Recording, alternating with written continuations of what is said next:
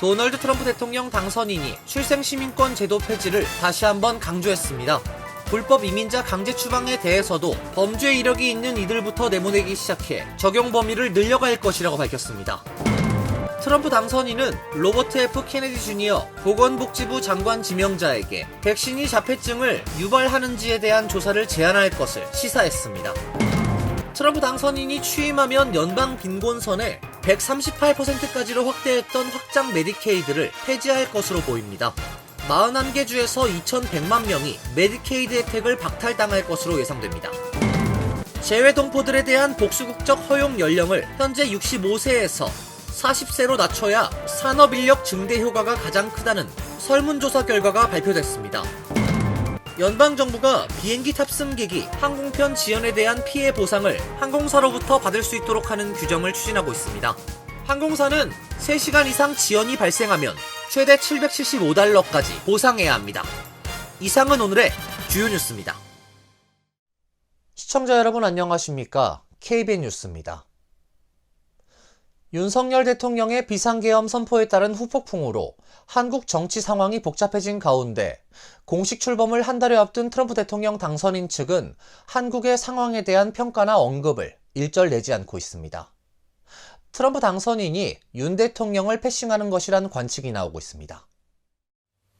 조 바이든 행정부는 한국의 탄핵 사태에 대해 심각한 오판, 중대한 우려 등으로 엄중한 입장을 표했습니다.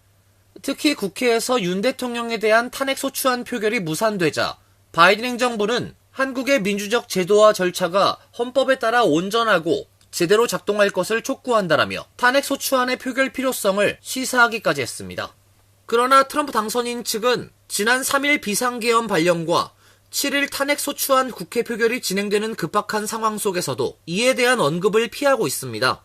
아직 공식적인 집권을 하지 않은 상황에서 한국에 대한 메시지가 잘못 발신될 것을 염두에 둔 행동이라는 분석입니다. 바이든 행정부와 결이 다른 메시지로 한국의 특정 정치 세력을 옹호하는 메시지가 나가는 것을 피하려는 의도로 보입니다. 이는 트럼프 당선인 특유의 비즈니스적 마인드에 따라 한국의 상황이 불안정할 경우 미국의 역할로 이를 통제할 계획을 구상 중이거나 한국의 상황이 안정될 때를 기다려 본인이 원하는 카드를 제시하기 위한 것이란 분석도 있습니다. 트럼프 행정부 입장에서는 당장 이 혼란의 개입을 피해 자신들에 대한 여론의 악화를 막겠다는 의도로도 풀이됩니다. 동시에 한국의 현재 상황이 트럼프 당선인의 큰 관심사가 아니라는 뜻도 됩니다. 결과적으로 한국의 외교적 입지, 특히 대미 외교의 운신의 폭을 좁히는 상황이 될 것으로 보입니다. 윤 대통령이 대통령직을 유지하더라도 미국과의 정상 외교는 어려워 보입니다. 행정적 소통은 가능하지만 정치적 소통에 어려움이 이어질 것이란 관측입니다. 다만 이번 사태로 한미 동맹의 근간이 흔들리지는 않을 것이라는 것이 전문가들의 대체적인 관측입니다. 도널드 트럼프 대통령 당선인이 출생시민권 제도 폐지를 다시 한번 강조했습니다. 불법 이민자 강제 추방에 대해서도 범죄 이력이 있는 이들부터 내보내기 시작해 적용 범위를 늘려갈 것이라고 밝혔습니다. 트럼프 당선인은 어제 NBC 방송과 나토, 출생시민권 제도, 관세, 불법 이민자 추방 등 광범위한 의제에 관해 인터뷰를 진행했습니다.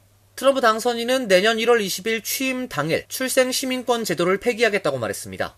트럼프 당선인은 미국이 유일하게 출생시민권 제도를 가지고 있는 나라라며 우스꽝스럽고 이를 끝내야 한다고 말했습니다.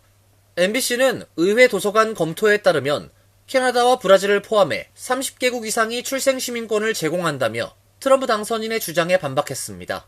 특히 트럼프 당선인은 부모가 불법 이민자들이고 아이는 출생시민권 제도로 합법적 미국인이라 할지라도 해당 가족 구성원 모두 추방될 수 있다고도 강조했습니다.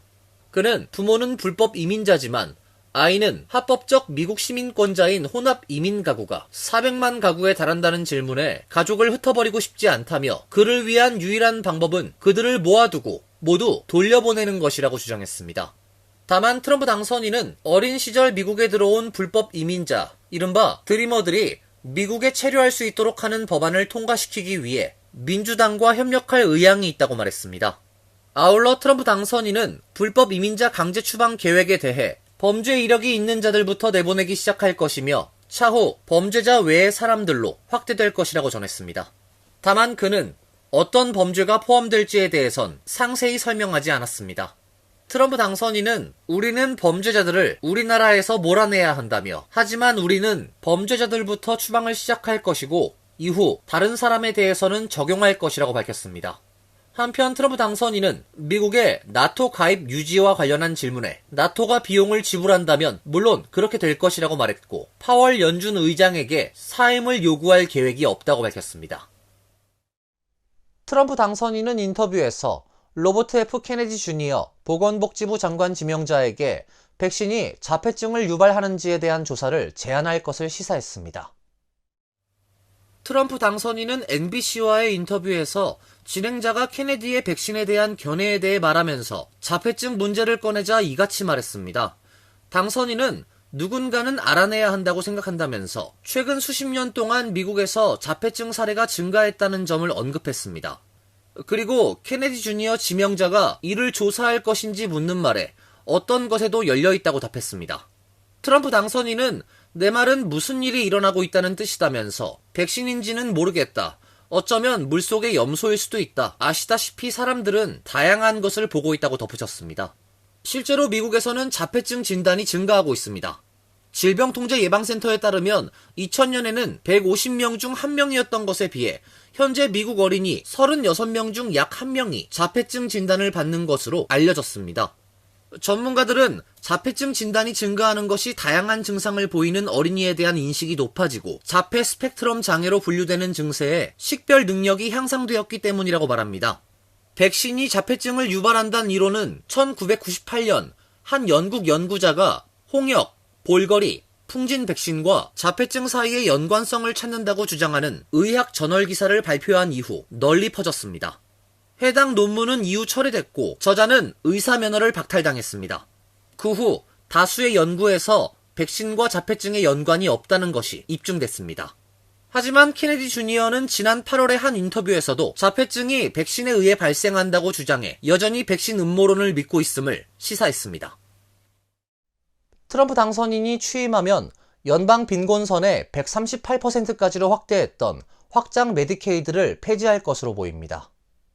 41개 주에서 2,100만 명이 메디케이드 혜택을 박탈당할 것으로 예상됩니다. 트럼프 2기 행정부에서 바이든 시절 확대됐던 확장 메디케이드부터 없앨 것이 확실시되고 있습니다. 메디케이드는 연방 빈곤선의 100% 안에 드는 저소득층들에게 제공되어 오다가 팬데믹 등을 거치면서 빈곤선의 138%까지로 대폭 확대됐습니다. 확장 메디케이드는 연방 정부가 통상적인 57%가 아니라 90%나 자금 지원을 해주고 있기 때문에 불참을 선언한 텍사스, 플로리다, 조지아 등 공화당 우세 지역 10개 주를 제외하고 41개 주에서 시행되고 있습니다. 하지만 트럼프 2기에서는 초반부터 확장 메디케이드는 폐지하고 전통 메디케이드로 돌아갈 것을 분명히 하고 있습니다. 카이저 패밀리 재단은 41개 주에서 2,103만 명이 메디케이드 혜택을 박탈당할 것으로 추산하고 있습니다. 이 중 12개 주에선 90%나 지원해온 연방 지원금이 중단되면 자동으로 확장 메디케이드를 중지하는 법률까지 제정해놓고 있어 430만 명은 즉각 메디케이드를 상실하게 됩니다.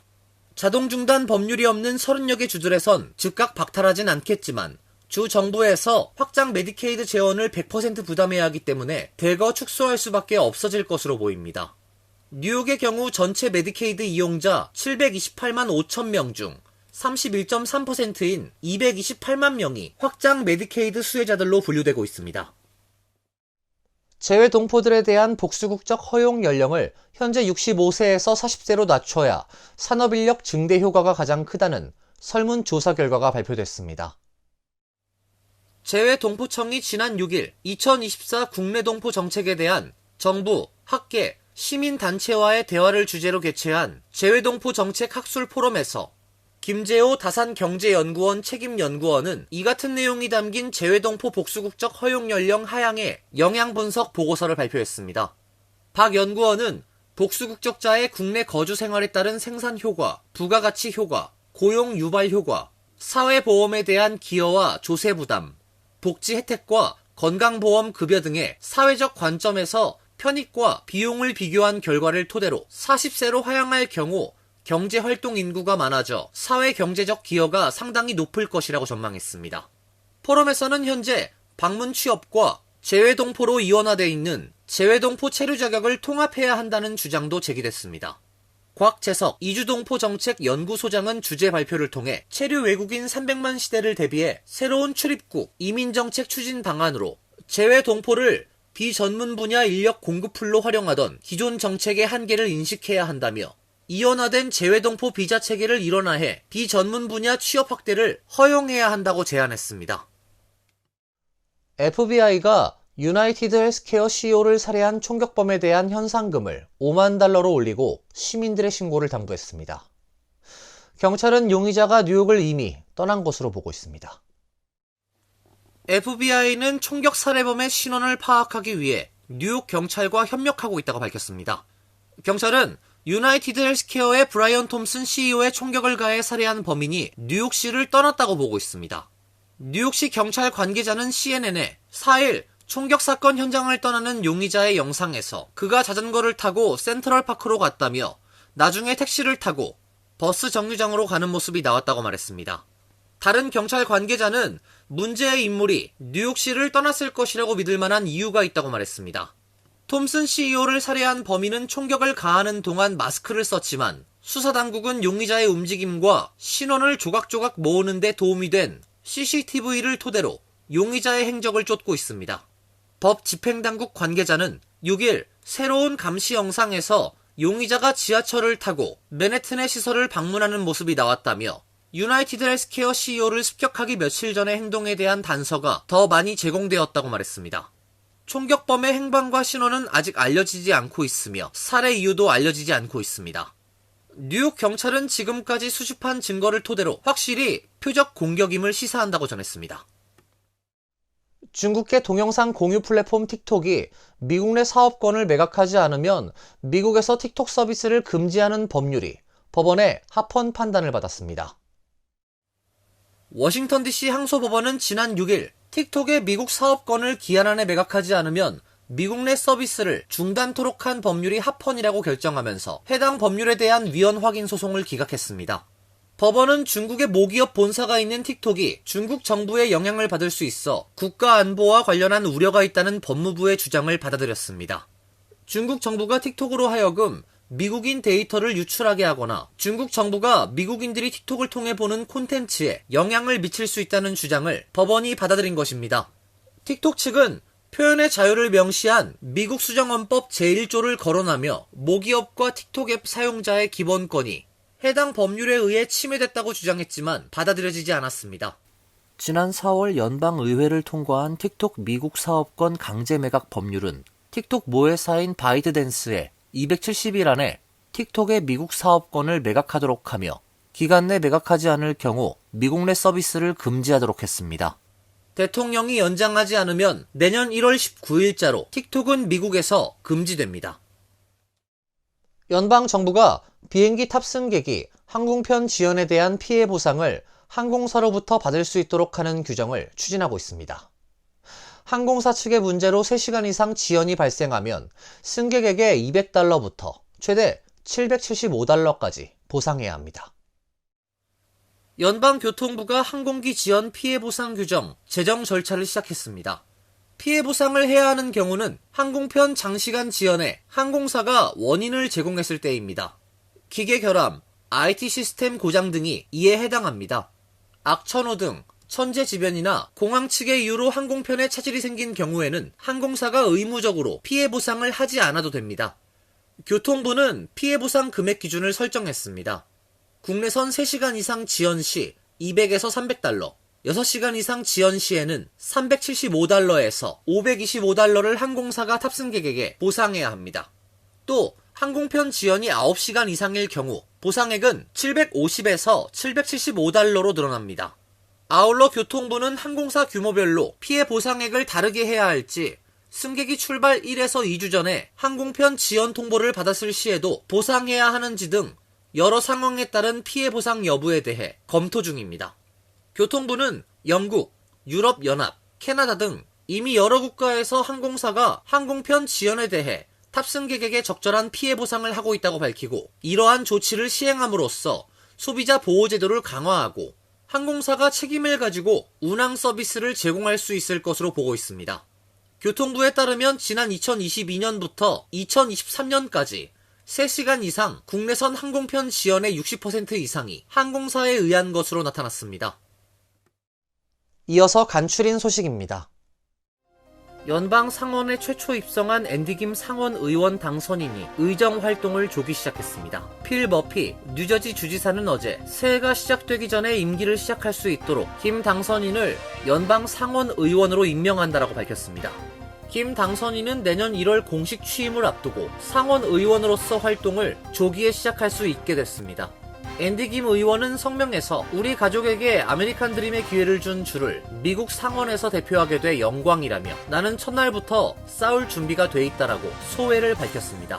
머피 주지사는 이 나라 첫 한국계 미국인 상원 의원으로 역사를 쓴 김 의원에게 축하를 전한다라며 그의 당선은 우리 주를 넘어 위대한 국가의 자랑스러운 이정표라고 말했습니다. 그레이스 맹 민주당 연방 하원 의원이 내년 1월 개원하는 제119차 연방의회 아시안 태평양 코커스 의장에 선출됐습니다. 맹 의원은 의장으로 선출돼 영광이라며 미국 내 성장하는 아시안 커뮤니티와 하와이 원주민 커뮤니티, 태평양섬 주민 커뮤니티의 목소리를 연방의회에 전달하는 강력한 창구가 되겠다고 다짐했습니다. 아시안 태평양 코커스는 아태계 커뮤니티의 이익을 대변하는 연방하원 의원들의 모임으로 시, 카운티, 주의회와 정부의 아태계의 진출을 돕는 한편 아태계 주민들이 교육, 사회복지, 보건, 정신건강 등 다양한 프로그램을 적극적으로 이용할 수 있도록 지원하고 있습니다. 비영리단체 리프로그 그룹이 6일 발표한 2024년 가을 전국 병원 안전도 평가에 따르면 퀸즈 지역의 주요 종합병원들은 대부분 A에서 C등급을 받았습니다. 지난해 D등급을 받았던 플러싱 병원은 C등급으로 다소 개선된 모습을 보였습니다. 엘름허스트 시립병원은 B등급을 받아 응급실 전문의 진료, 혈액 관리, 의료진들의 위생 및 사고 예방 관리 등에서 우수 판정을 받았습니다. 뉴욕 프리스비테리안 병원, 퀸즈 병원은 이번에 처음으로 A등급에 올랐으며 뉴욕대 랭곤 병원, 레녹스 힐 병원, 롱아일랜드에 위치한 세인트 프랜시스 병원 등도 A등급으로 우수 판정을 받았습니다. 뉴저지 해켄색 대학병원, 잉그로드 병원, 홀리네임 병원도 A등급을 유지했습니다. 재외동포청은 재외 한글학교 교사의 전문성 제고를 위해 한글학교 교사들의 국내 사이버대학 한국어 교육 관련 학위과정 수강을 지원한다고 밝혔습니다. 한글학교 교사 학위과정 지원 사업으로 등록금 일부를 지원함으로써 학위와 한국어 교원 자격을 취득할 수 있도록 돕습니다. 3학년 편입생이 대상으로 경희사이버대학교, 고려사이버대학교 등 7개 사이버대학이 학위과정을 운영합니다. 내년 1월 초까지 신청을 받으며 대학별 마감일이 다르기 때문에 모집 요강을 확인해야 합니다. 자세한 사항은 재외동포청 및 스터디 코리안 웹사이트에서 확인할 수 있습니다. 환율과 증권 소식입니다.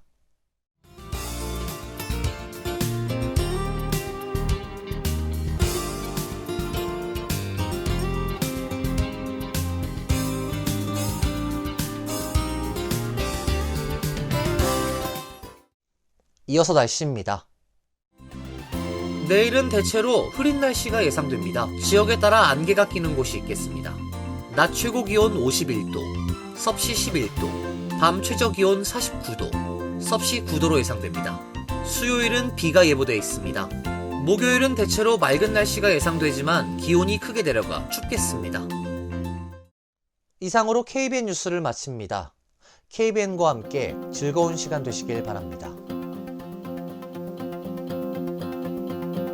동부 최대 한인방송 KBN이 제작하는 KBN 뉴스는 웹사이트 mykbn.com 그리고 유튜브와 페이스북에서 다시 보실 수 있습니다. 좋아요, 구독, 알림 설정은 뉴스 제작에 큰 도움이 됩니다.